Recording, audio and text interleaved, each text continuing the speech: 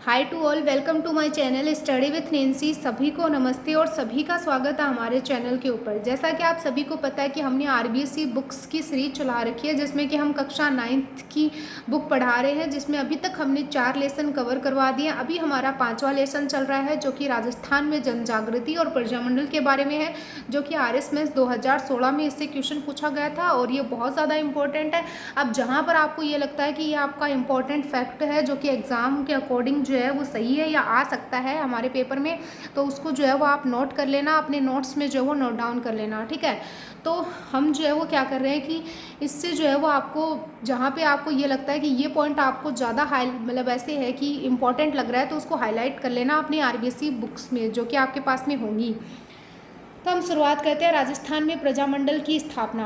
राजस्थान में स्वतंत्रता संघर्ष को 3 चरणों में विभक्त किया गया था, जिसमें कि 1927 ईस्वी से पूर्व और 1927 से 1928, 1927 से 1938 ईस्वी पूर्व, 1927 ईसा से पूर्व और इसके साथ में 1927 से 1938 ईस्वी तक, और तृतीय जो है वो 1938 से 1949।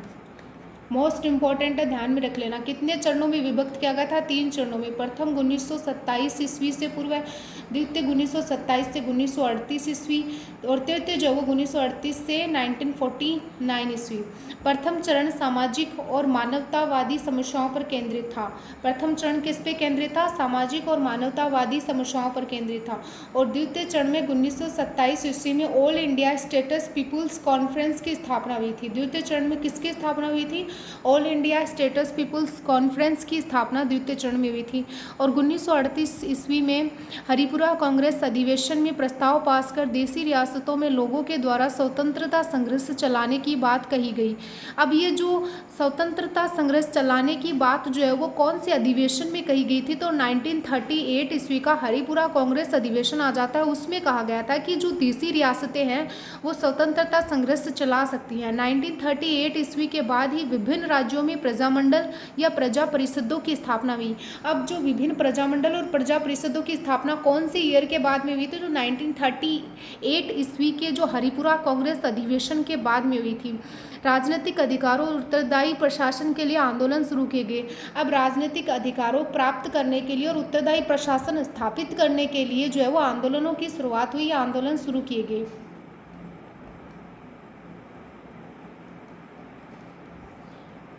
नेक्स्ट हम देखते हैं, प्रजामंडल की स्थापना से पूर्व भी मुख्यतः बुद्धिजीवी वर्ग ने ब्रिटिश भारत के समान रियासतों में भी प्रजा के अनेक संगठन बनाए। प्रजामंडल की स्थापना से पूर्व भी मुख्यतः बुद्धिजीवी वर्ग ने ब्रिटिश भारत के समान रियासतों में भी प्रजा के अनेक संगठन बनाए। ऐसे संगठनों में 1918 ईस्वी में राजपूताना मध्य भारत सभा, मोस्ट इम्पॉर्टेंट, 1918 ईस्वी में राजपूताना मध्य भारत सभा और 1919 ईस्वी में राजस्थान सेवा संघ तथा 1920 ईस्वी में अखिल भारतीय देशी लोक परिषद की स्थापना हुई थी। बहुत ज़्यादा इंपॉर्टेंट है कि 1918 ईस्वी में तो राजपूताना मध्य भारत सभा की स्थापना हुई और 1919 ईस्वी में राजस्थान सेवा संघ की स्थापना हुई और 1920 ईस्वी में जो है वो अखिल भारतीय देशी लोक परिषद की स्थापना हुई। इन संगठनों के माध्यम से स्वतंत्रता आंदोलन में जो वो तीव्रता आई थी। प्रजामंडल की स्थापना, सर्वप्रथम प्रजामंडल की स्थापना कब करी गई थी? 1931 में सर्वप्रथम कहाँ पे करी गई थी? जयपुर में करी गई थी। तो सर्वप्रथम प्रजामंडल की स्थापना कहाँ पे करी गई? 1931 में जयपुर में की गई थी। परंतु इसने राजनीति में प्रवेश 1938 ईस्वी में किया। स्थापना प्रजामंडल की तो 1931 में कर दी थी, लेकिन ये जो प्रजामंडल था इसने 1938 में राजनीति में प्रवेश किया, यानी कि इससे पहले जो है ये राजनीति में सक्रिय नहीं था। इसने राजनीति में प्रवेश 1938 ईस्वी में किया। मारवाड़ में प्रजामंडल की स्थापना 1934, यानी कि 1931 में तो जो है वो जयपुर में प्रजामंडल की स्थापना हो गई, जिसने कि 1938 में जो है वो राजनीति में प्रवेश किया। लेकिन 1934 में जो है वो मारवाड़ में प्रजामंडल की स्थापना हो गई। मारवाड़ में प्रजामंडल की स्थापना कब हुई? 1934 में। कोटा में प्रजामंडल की स्थापना 1938 में। अब कोटा में प्रजामंडल की स्थापना कब हुई थी? 1938 में जो है वो कोटा में प्रजामंडल की स्थापना हुई। अगर हम अपना राजस्थान का जो मैप है उसको अगर हम देखें तो हम पाते हैं कि 1931 में तो यहाँ पे जयपुर में प्रजामंडल की स्थापना होगी। और इधर हम थोड़ा सा चलेंगे तो 1934 में मारवाड़ में प्रजामंडल की स्थापना हो गई। नीचे की तरफ आएंगे तो 4 का 2 गुना, यानी कि 4 का अगर हम 2 गुना करें तो 8 है ना। तो कोटा में प्रजामंडल की स्थापना कब हुई? 1938 में हो गई। ठीक है, तो ये आपको ऐसे याद रखना है, ऐसे। ओके, नेक्स्ट हम बात कर लेते हैं। इसी वर्ष उदयपुर में मेवाड़ प्रजामंडल व अलवर में अलवर राज्य प्रजामंडल की स्थापना की गई। अब 1938 में जो है वो मेवाड़ प्रजामंडल की स्थापना हुई और इसके साथ में अलवर राज्य प्रजामंडल की स्थापना हुई। तो ये दोनों भी आपको याद रखना है।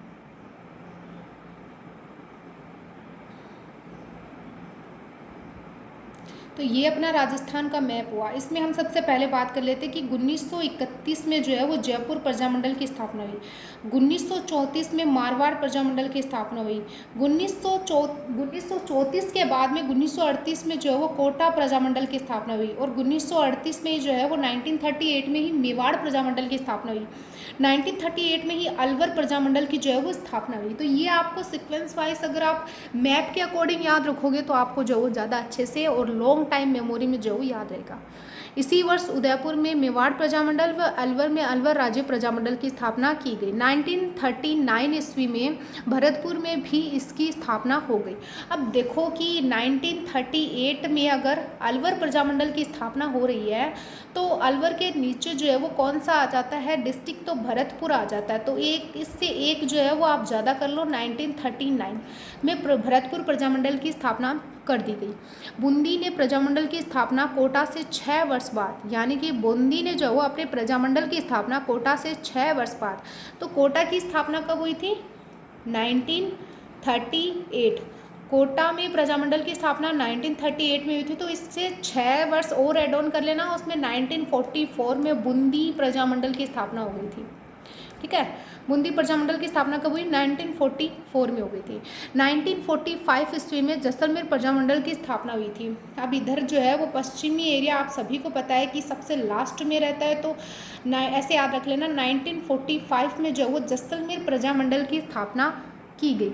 1933 ईस्वी में सिरोही लोक परिषद की स्थापना बम्बई मुंबई में की गई। और बीकानेर में लोक परिषद की स्थापना 1936 ईस्वी में की गई। बीकानेर लोक परिषद की स्थापना कब करेगी? 1936 में। बहुत ज़्यादा इंपॉर्टेंट है, हर एक पॉइंट जो है वो बहुत ज़्यादा इंपॉर्टेंट है, तो इसको नोट कर लेना। और 1933 में जो है वो सिरोही लोक परिषद की स्थापना हुई थी। अब आपसे पूछ लेंगे कि सिरोही लोक परिषद की स्थापना जो है वो कहाँ पर हुई थी? तो बम्बई मुंबई में हुई थी, यानी कि राजस्थान से बाहर जो है वो सिरोही लोक परिषद की स्थापना की गई थी। नेक्स्ट हम देखते हैं जोधपुर में जन आंदोलन। राजस्थान का जन आंदोलन सर्वप्रथम जोधपुर से प्रारंभ हुआ। अब आपसे क्वेश्चन कर लेंगे कि राजस्थान का जन आंदोलन सर्वप्रथम कहाँ से शुरू हुआ? तो जोधपुर से जो है वो राजस्थान में सर्वप्रथम जन आंदोलन स्टार्ट हुआ।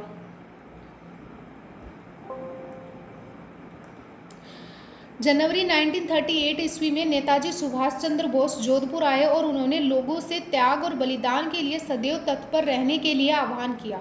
तो नेताजी सुभाष चंद्र बोस जो है वो कौन से ज़िले में आए थे? तो वो जोधपुर, सॉरी ज़िला तो अभी होगा, उस टाइम तो रियासतें चलती थी। तो जनवरी 1938 ईस्वी में मैंने आपको क्या बताया था? जो ऊपर फैक्ट बताए हैं वो याद करो यहाँ पर कि मैंने आपको क्या बताया था। नेताजी सुभाष चंद्र बोस जोधपुर आए थे। कौन आए थे? तो सुभाष चंद्र बोस आए थे। रियासत जोधपुर रियासत में आए थे। उन्होंने लोगों से त्याग और बलिदान के लिए सदैव तत्पर रहने के लिए आह्वान किया। द्वितीय महायुद्ध में जब अंग्रेजों ने देसी राज्यों से परामर्श किए ही बिना देसी राज्यों को युद्ध में धकेल दिया तो मारवाड़ लोक परिषद में इसके विरोध में आवाज़ उठाई गई। जब ब्रिटेन प्रांत में कांग्रेस मंत्रिमंडलों ने अपना रोष बताते हुए पद से त्यागपत्र दिया तो जोधपुर के जयनारायण व्यास ने भी सलाह परिषद से इस्तीफा दे दिया। इस कारण सरकार ने 29 मार्च 1940 ईस्वी को लोक परिषद को गैर कानूनी संस्था घोषित कर दिया। तो जो मारवाड़ लोक परिषद थी उसको गैर कानूनी घोषित कब किया? तो 29 मार्च 1940 ईस्वी को गैर कानूनी घोषित किया और अनेक नेताओं को जो है वो पकड़कर जेल में डाल दिया। छात्रों ने इस आंदोलन में सक्रिय रूप से भाग लिया। इसके प्रमुख थे जगदीश लाल, नाम आपको याद रखना है, जगदीश लाल, जोरावर मल, क्योंकि नाम जो है वो आपसे पूछ लिए जाते हैं, ऑप्शन दे देते हैं, 4-5 नाम दे देते हैं जिसमें आपसे पूछ लेते हैं। और इसके साथ में मदन लाल, इन्होंने छात्रों को स्कूल जाने से रोका और उन्हें परीक्षा न देने का अनुरोध किया। 18 अगस्त 1942 को आंदोलन के चौथे डिक्टेटर फूलचंद बाफना, नाम याद रख लेना, फूलचंद बाफना को गिरफ्तार कर लिया गया। नागौर के शिवदयाल दवे को भी, जिसे 7वां डिक्टेटर बनाया गया था, उनको भी गिरफ्तार कर लिया गया। नागौर के शिवदयाल को भी गिरफ्तार कर लिया गया। 8वें डिक्टेटर तुलसीदास,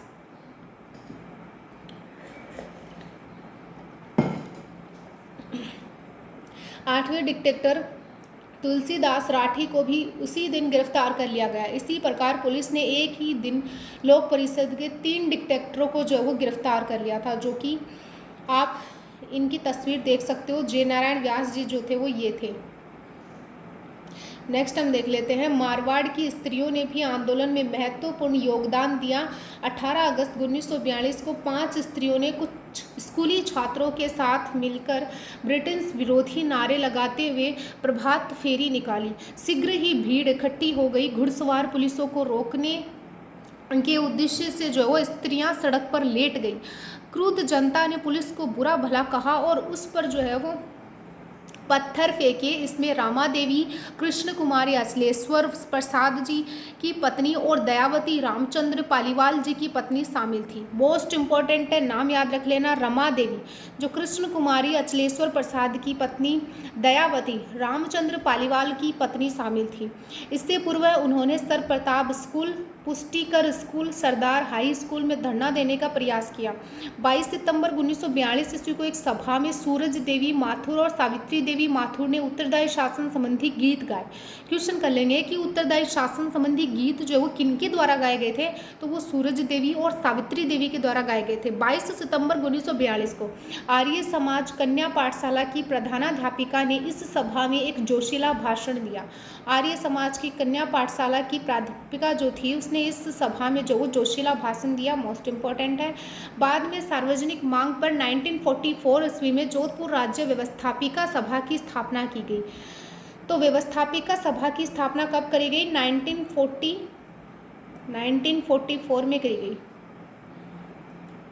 लेकिन राष्ट्रवादी इससे संतुष्ट नहीं हुए और अक्टूबर 1946 ईस्वी को डाबरा कांड हुआ।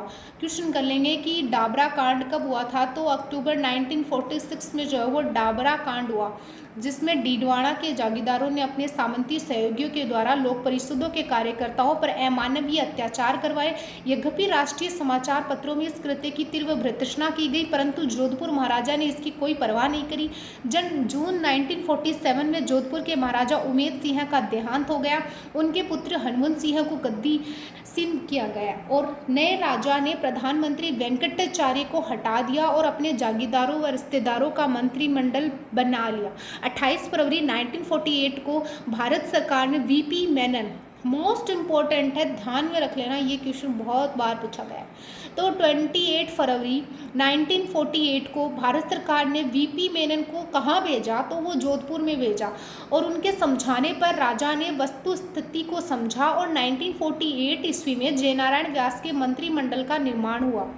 मार्च 1949 ईस्वी में जोधपुर में वृहत राजस्थान में विलीन हो गया, यानी कि जोधपुर को जो है वो मार्च 1949 में बृहत्तर राजस्थान में इसका विलय कर दिया गया। नेक्स्ट,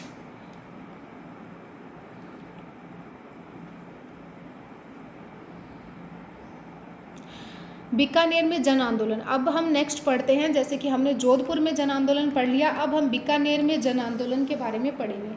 बीकानेर के महाराजा गंगा सिंह एक प्रगतिशील शासक थे। जैसा कि आप सभी को पता है, ये गंगा सिंह के द्वारा कितने बेहतरीन कार्य करवाए गए। 1931 और 30 और 32 के गोलमेज सम्मेलनों में भाग लेने के लिए ये गए थे और इसके साथ में जो है इन्होंने नरेंद्र मंडल की भी जो है वो अध्यक्षता करी थी। उन्होंने अपनी योग्यता से अंतर्राष्ट्रीय ख्याति प्राप्त कर ली थी। उन्होंने राज्य में व्यवस्थापिका, हाईकोर्ट व नगरपालिकाओं का निर्माण कर सुधार की भूमिका अदा की थी, परंतु जन आंदोलन को उन्होंने साम दाम दंड भेद की नीति से दबा दिया था। अब साम दाम दंड भेद नीति का प्रयोग करके जो है वो जन आंदोलन दबाने का काम महाराजा गंगा सिंह के द्वारा किया गया था। बीकानेर में जन जागृति लाने वाले में बीकानेर में जन जागृति लाने वालों में चूरू के स्वामी गोपाल दास सर्वप्रथम है। नाम याद रख लेना। रियासती शासन ने बीकानेर संयंत्र केस में स्वामी गोपाल दास व उसके 8 साथियों को फंसा दिया और जेल में अनेक यातनाएं दी। मध्याराम वैद्य ने राजा के आतंक के कारण कलकत्ता जाकर बीकानेर प्रजामंडल की स्थापना करी। तो सबसे प्रथम यानी कि सर्वप्रथम मध्याराम वैद्य जो थे वो कलकत्ता जाकर बीकानेर प्रजामंडल की स्थापना कर देते हैं राजा के आतंक के कारण। 1943 ईस्वी में गंगा सिंह की मृत्यु हो जाती है और उसके बाद शार्दुल सिंह को राजा बनाया जाता है। पिता की तरह पुत्र ने भी जो वो दमन चक्र चालू रखा, परंतु 1947 ईस्वी के बाद में राजा बदलते समय को पहचान गए और 1947 ईस्वी में बीकानेर एक्ट पास करके जो वो द्विसदनीय व्यवस्थापिका राज्यसभा तथा धारासभा यानी कि बीकानेर में जो है वो 1947 में एक एक्ट पास किया गया था जिसमें कि द्विसदनीय व्यवस्थापिका, जिसमें कि एक तो राज्यसभा और एक धारासभा, मोस्ट इंपॉर्टेंट है, पूछ लेंगे यहाँ से क्वेश्चन, धारासभा की स्थापना की गई। इसके अतिरिक्त लोक सेवा आयोग व हाईकोर्ट का भी गठन किया गया। वैसे तो हाईकोर्ट का गठन, नगरपालिका का गठन, व्यवस्थापिका का गठन गंगा सिंह के द्वारा कर दिया गया था, लेकिन इसमें लोक सेवा आयोग का भी गठन किया गया। जनता को कतिपय मौलिक अधिकार भी प्रदान किए गए। अप्रैल 1947 ईस्वी में बीकानेर ने केंद्रीय संविधान सभा में प्रतिनिधि भेजे, यानी कि बीकानेर ने 1947 में केंद्रीय जो संविधान सभा थी उसमें अपने प्रतिनिधि भेजे। बीकानेर ने वृहद राजस्थान में शामिल होने में कोई अड़चन पैदा नहीं की, यानी कि बीकानेर जो रियासत थी उसने राजस्थान, जो वृहद राजस्थान आ जाता है, उसमें शामिल होने में कोई भी जो है वो अड़चन पैदा नहीं की। लंबे इंतजार के बाद दिसंबर 1947 ईस्वी में बीकानेर संविधान अधिनियम जनता के लिए प्रकाशित कर दिया गया। कहने को तो इसके अनुसार शासक के संरक्षण में कार्य करते हुए जनता के प्रति एक उत्तरदायी सरकार बनाई जा रही थी और व्यापक मताधिकार पर आधारित 2 सदनों वाली व्यवस्थापिका अस्तित्व में आई। जैसे कि मैंने आपको पहले बताया था, कुछ बातों को छोड़कर समस्त शासन एक परिषद को सौंप दिया गया जो व्यवस्थापिका के प्रति उत्तरदायी थी। शासन ने यह भी घोषणा कर दी कि 2 वर्षों के भीतर ही उनके संरक्षण में एक पूर्ण उत्तरदायी सरकार बनाई जाएगी। जनवरी 1948 में महाराजा ने सभी राजनीतिक बंदियों को रिहा कर दिया। प्रजा परिषद के कार्यकर्ताओं ने एक सभा में घोषणा की कि नया संविधान स्वीकार करने योग्य नहीं है। 2 फरवरी 1948 को ये घोषणा की गई कि अप्रैल 1948 तक उत्तरदायी सरकार अस्तित्व में आ जाएगी। ये घोषणा कब करी गई थी? 2 फरवरी 1948 को की गई थी। 18 मार्च 1948 को शार्दुल सिंह ने मंत्री परिषद के स्थान पर एक मिली जुली सरकार, यानी कि हम बात कर सकते हैं कि मिला जुला अंतरिम मंत्रिमंडल बनाने की घोषणा करी। किसने करी थी? शार्दुल सिंह ने करी थी। कब करी थी? 18 मार्च 1948 को करी थी कि मंत्री परिषद के स्थान पर जो है वो एक मिला जुला अंतरिम मंत्रिमंडल बनाने की घोषणा की, जिसका कार्य राज्य में नैतिक शासन को जारी रखना था, यानी कि नैतिक और इसके साथ में दैनिक शासन, यानी कि जिसका कार्य क्या था कि दैनिक शासन को जारी रखना था। यह मिला जुला मंत्रिमंडल अधिक दिनों तक कार्य नहीं कर सका। प्रजामंडल चुनाव करवाने के पक्ष में नहीं थी, या प्रजामंडल जो है वो चुनाव कराने के पक्ष में नहीं था, और सामंती प्रतिनिधियों के साथ मिलकर जनप्रतिनिधियों के लिए सरकार चलाना संभव नहीं था। प्रजामंडल के सदस्यों ने मंत्रिमंडल से इस्तीफा दे दिया। विवश होकर महाराजा ने मंत्रिमंडल भंग कर दिया और केंद्र के दबाव के फलस्वरूप उसे प्रस्तावित चुनाव भी रद्द करने पड़े। महाराजा शार्दुल सिंह जो थे उन्होंने ये जो मंत्रिमंडल था उसको भंग कर दिया।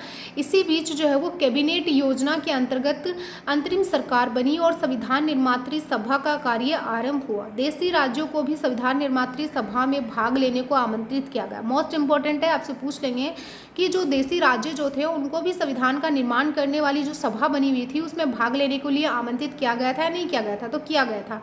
महाराजा शार्दुल सिंह ने दूरदर्शिता का परिचय देते हुए इसमें भाग लेने का निर्णय किया। उसने अन्य राज्यों को भी इसमें भाग लेने के लिए प्रेरित किया। 28 अप्रैल 1947 को बीकानेर के प्रतिनिधि के.एम. पणिकर, मोस्ट इंपॉर्टेंट है, ध्यान में रख लेना कि बीकानेर के प्रतिनिधि कौन थे जो कि संविधान निर्मात्री सभा में अपना स्थान उन्होंने ग्रहण किया था। तो उन्होंने 28 अप्रैल 1947 को बीकानेर के प्रतिनिधि के.एम. पणिकर ने संविधान निर्मात्री सभा में अपना स्थान ग्रहण किया। 3 जून 1947 को माउंटबेटन योजना, मोस्ट इंपॉर्टेंट है, याद रख लेना। माउंटबेटन योजना कब आई थी? 3 जून 1947 को माउंटबेटन योजना की घोषणा हुई, जिसमें भारत के विभाजन का उल्लेख था। देशी नरेशों के समक्ष अब यह विकल्प था कि वे या तो वे स्वतंत्र रह सकते हैं या फिर वो भारतीय संघ या पाकिस्तान में सम्मिलित हो सकते हैं। तो महाराजा शार्दुल सिंह ने बीकानेर राज्य को भारतीय संघ में सम्मिलित होने का निर्णय लिया। तो महाराजा शार्दुल सिंह ने क्या निर्णय लिया कि हम तो जो है वो भारतीय संघ में ही सम्मिलित होंगे। यानी कि 3 जून 1947 को जो है वो माउंटबेटन के द्वारा योजना लाई गई थी कि या तो जो है वो आप देसी जो रियासतें आ जाती है, देसी रियासतों को कहा गया है कि या तो आप भारत में शामिल हो जाओ और या फिर जो है वो आप स्वतंत्र रह सकते हो, अगर कंडीशन इसमें भी जो है वो शर्त रखी गई थी, और या फिर जो है वो आप पाकिस्तान में जा सकते हो। ठीक है, लेकिन बीकानेर के महाराजा जो शार्दुल सिंह जो थे वो किस में शामिल हो गए, तो वो भारत संघ में शामिल हो गए, तो कोई इशू ही नहीं था उसके बाद। तो अब हम बात कर लेते हैं जैसलमेर में जन आंदोलन।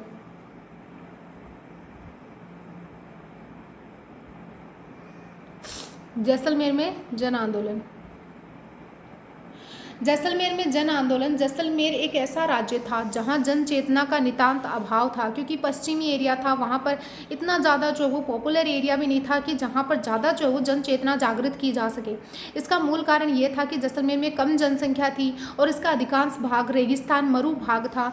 यातायात के साधनों का यहाँ पे अभाव था। संचार के माध्यम यहाँ पे विकसित नहीं हो पाया था। अगर संचार कम्युनिकेशन यानी कि अगर संचार के साधन नहीं होंगे तो वहाँ तक जो वो जन चेतना या जन जागरूकता करने का प्रयास जो हमारे द्वारा किया जाता है वो असफल रहेगा, वो सफल नहीं हो पाएगा। यहाँ के राजा ने जन आकांक्षाओं को अधिक दबा रखा था। यही कारण है कि पहला समाचार पत्र विजय 1920 ईस्वी में प्रारंभ हुआ और 1932 ईस्वी में माहेश्वरी समाज नव युवक मंडल का गठन किया गया। राजा ने इस पत्र पर प्रतिबंध लगाकर इसके मंत्री को जेल में डाल दिया और सागरमल गोपा ही ऐसे पहले व्यक्ति थे जिन्होंने निरंकुश शासन के विरुद्ध जनता में जागृति पैदा करी। अब आपसे पूछ लेंगे कि जैसलमेर में किस व्यक्ति के द्वारा जो है वो निरंकुश शासन के विरुद्ध जनता में जागृति पैदा की थी, तो वो सागरमल गोपा के द्वारा करी गई थी, नाम याद रख लेना। परंतु वे रियासती शासन के आतंक व अत्याचार के शिकार हुए। सागरमल अपनी व्यथा का वृतांत निरंतर जयनारायण व्यास, शेखर अब्दुल्ला और जवाहरलाल नेहरू को भेजते रहे। सागरमल गोपा को 4 अप्रैल 1946 मोस्ट इंपॉर्टेंट है, ध्यान में रख लेना, 4 अप्रैल 1946 को जेल में ही जलाकर मार डाला। और उसके बाद में मीठालाल व्यास ने जैसलमेर प्रजामंडल की स्थापना का साहस किया। अब आपसे पूछ लेंगे कि जैसलमेर प्रजामंडल की स्थापना का प्रयास या साहस किसके द्वारा किया गया था, तो वो मीठालाल व्यास के द्वारा किया गया था। परंतु राजा के आतंक से बचने के लिए इसकी स्थापना जोधपुर में की गई। 28 मई को जयनारायण व्यास व मीठालाल ने जैसलमेर में जुलूस निकाला और एक विशाल आम सभा का आयोजन किया। इसके पश्चात जन भावना को नहीं दबाया जा सका। अंत में जैसलमेर भी वृहद राजस्थान में शामिल हो गया।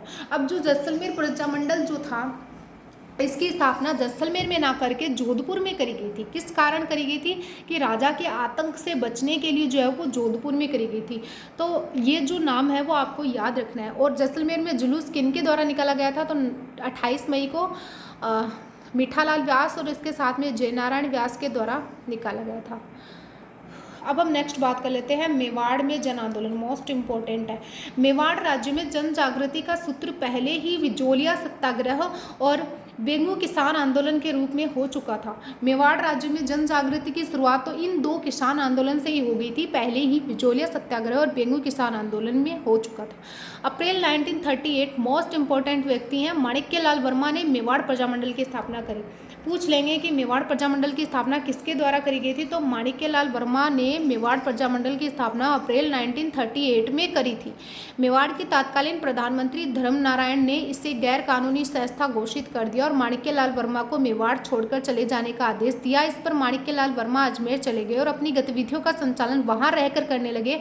लेकिन मेवाड़ की सरकार ने फरवरी 1939 में माणिक्यलाल वर्मा को देवली में जबरदस्ती उठा लिया, यानी कि देवली से जबरदस्ती उठा लिया और उन्हें यातनाएं ही नहीं दी, अपितु मुकदमा चलाकर जेल में डाल दिया गया। फरवरी 1941 में प्रजामंडल पर भी प्रतिबंध हटा दिया गया। फरवरी 1941 में ईस्वी में प्रजामंडल पर से भी प्रतिबंध जो है वो हटा दिया गया था। यानी कि मेवाड़ प्रजामंडल की स्थापना 1938 में माणिक्यलाल वर्मा के द्वारा करी गई थी। माणिक्यलाल वर्मा को जो है वो किस जेल देवली से जो वो ज़बरदस्ती इनको उठा लिया गया था और इनको जो है वो कहाँ पे रखा गया था, तो अजमेर में इनको रखा गया था। और उस टाइम जो वो प्रधानमंत्री कौन थे, तो वो धर्म नारायण जो है वो प्रधानमंत्री थे। और माणिक्य लाल वर्मा कौन है, तो वो ये रहे माणिक्य लाल वर्मा। नेक्स्ट हम देखते हैं नवंबर 1941, नवंबर 1941 में प्रजामंडल का प्रथम अधिवेशन माणिक्यलाल वर्मा के सभापतित्व में बड़ी धूमधाम के साथ में हुआ। अब जो प्रजामंडल जो था उसका प्रथम अधिवेशन कब हुआ, तो 1941 में जो है वो प्रजामंडल का प्रथम अधिवेशन हुआ। किसकी अध्यक्षता में, सभापतित्व में किया गया था, तो माणिक्यलाल वर्मा के सभापतित्व में किया गया था। इस अवसर पर आचार्य JB कृपलानी, विजयलक्ष्मी पंडित भी आए और खादी व ग्रामोद्योग प्रदर्शनी का आयोजन भी जो है वो किया गया था। और इस अवसर पे कौन व्यक्ति आए थे, तो JB कृपलानी आए थे और विजयलक्ष्मी पंडित भी आए थे। और खादी व ग्रामोद्योग प्रदर्शनी का आयोजन जो है वो यहाँ पे किया गया। बाद में मेवाड़ हरिजन सेवा संघ की भी स्थापना की गई और इसका कार्यभार जो था वो मोहनलाल सुखाड़िया को सौंपा गया। इसी प्रकार भील मीणा आदिवासियों के कल्याण का कार्य बलवंत सिंह मेहता को सुपुर्द किया गया, बलवंत सिंह मेहता के सुपुर्द किया गया। तो मोस्ट इंपॉर्टेंट है, नाम याद रख लेना, माणिक्यलाल वर्मा, मोहनलाल सुखाड़िया और बलवंत सिंह मेहता। अगस्त 1942 में जब महात्मा गांधी ने भारत छोड़ो आंदोलन चलाया तो प्रजामंडल को फिर गैरकानूनी संस्था घोषित कर दिया। पहले किसने किया था, तो वो प्रधानमंत्री थे, उनके द्वारा जो है वो पहले गैरकानूनी घोषित किया गया था। उनका नाम आपको कमेंट बॉक्स में लिखना है। इसके संबंध नेताओं को गिरफ्तार कर लिया गया। दूसरे 1945 में मेवाड़ प्रजामंडल के निमंत्रण पर अखिल भारतीय देसी राज्य लोक परिषद का 7वां अधिवेशन उदयपुर में आयोजित हुआ। मोस्ट इंपॉर्टेंट, अब बहुत बार पूछा गया है कि दिसंबर 1945 में मेवाड़ प्रजामंडल के निमंत्रण पर अखिल भारतीय देसी राज्य लोक परिषद का जो 7वां अधिवेशन था वो कहाँ पर आयोजित किया गया था, तो वो उदयपुर में किया गया था, जिसमें कि 435 प्रतिनिधियों ने भाग लिया। इस सम्मेलन की अध्यक्षता पंडित जवाहरलाल नेहरू ने करी थी। पूछ लेंगे कि इस सम्मेलन की अध्यक्षता किसने करी थी, तो वो पंडित जवाहरलाल नेहरू ने की थी। धीरे धीरे देश के वातावरण के साथ मेवाड़ में भी परिवर्तन आने लगा। महाराणा ने उत्तरदायी शासन की मांग को आंशिक रूप से स्वीकार करते हुए मेवाड़ को नया संविधान दिया, जिसका प्रारूप KM मुंशी ने तैयार किया था। यानी कि जो मेवाड़ में जो नया संविधान था उसका प्रारूप किसके द्वारा तैयार किया गया था, तो KM मुंशी के द्वारा तैयार किया गया था।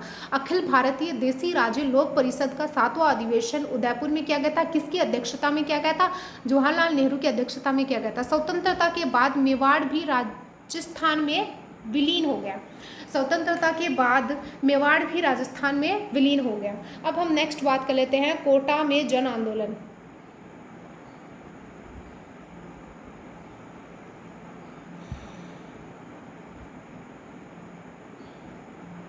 कोटा में जन आंदोलन। कोटा में जन जागृति का सूत्रपात लगभग 1918 ईस्वी से ही प्रारंभ हो गया था। कोटा निवासियों ने भी विदेशी वस्तुओं का बहिष्कार चालू कर दिया था और उनमें गांधी टोपी पहने जाने का उत्साह शुरू हो गया था।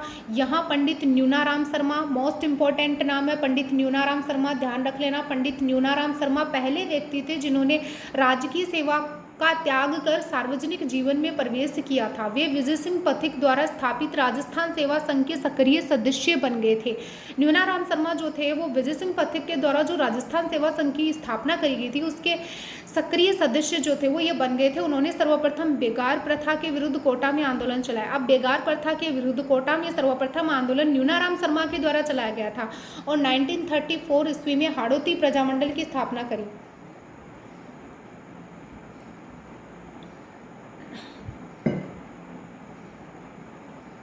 आपसे पूछ लेंगे कि हाड़ौती प्रजामंडल की स्थापना किसके द्वारा करी गई थी, तो न्यूनाराम शर्मा के द्वारा करी गई थी। कब करी गई थी, तो 1934 ईस्वी में करी गई थी। फिर इनके साथ में पंडित अभिन हरि भी जुड़ गए थे। दोनों ने मिलकर सरकार से उत्तरदायी सरकार बनाने का आग्रह किया।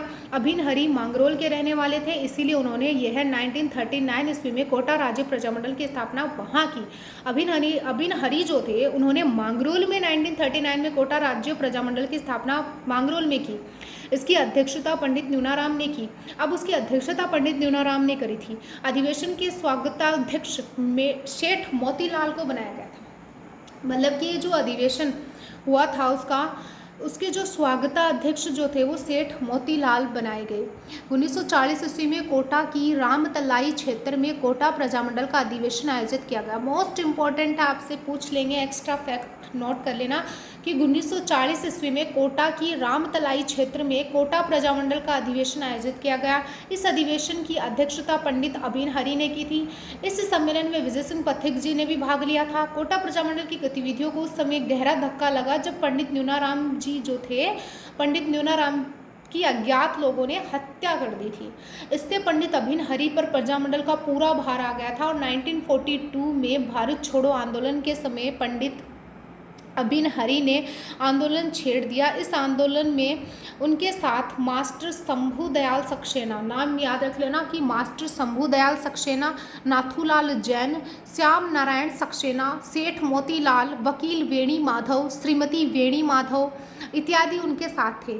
1945 ईस्वी में इस आंदोलन में विद्यार्थी भी शामिल हो गए थे। तो ये विद्यार्थी वाला जो फैक्ट आ जाता है वो आपसे पूछ सकते हैं, क्योंकि ये कई रियासतों में ही हुआ था। उन्होंने जुलूस निकाले और आम सभाएं आयोजित की। प्रदर्शनकारियों पर लाठीचार्ज हुआ, लेकिन भीड़ ने